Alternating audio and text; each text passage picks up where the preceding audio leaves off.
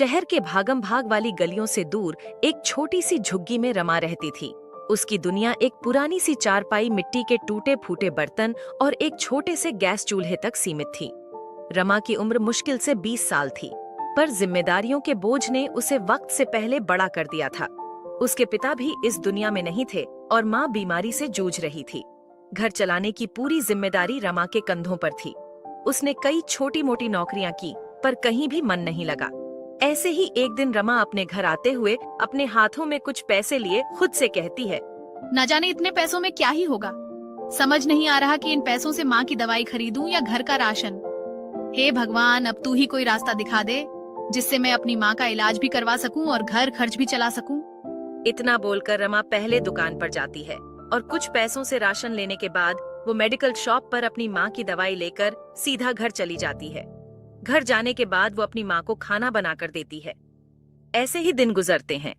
एक दिन जब रमा अपनी टूटी झोपड़ी में बैठी थी, तभी उसकी नजर एक पुराने अखबार के पन्ने पर पड़ी। उस पर एक शानदार रेस्टोरेंट के चिल्ली पनीर की तस्वीर छपी थी।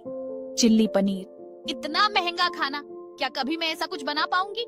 उसकी माँ कांता देवी चारपाई पर लेटी हुई थी। उन्होंने रमा की उदासी भांप ली।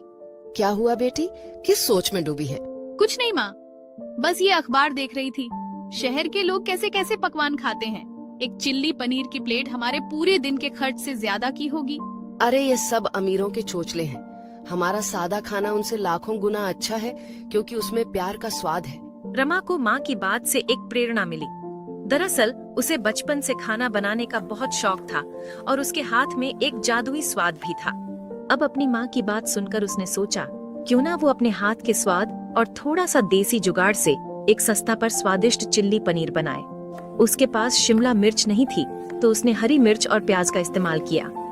पनीर खरीदने के लिए भी पैसे कम थे, तो उसने अपनी छोटी बहन के लिए बचाए हुए दूध से थोड़ा सा पनीर खुद ही बनाया। अब अगले दिन रमा ने एक छोटी सी मेज ली और बस्ती के नुक्कड़ पर अपना ठेला लगाया। ठेले पर उसने एक पुराना पोस्टर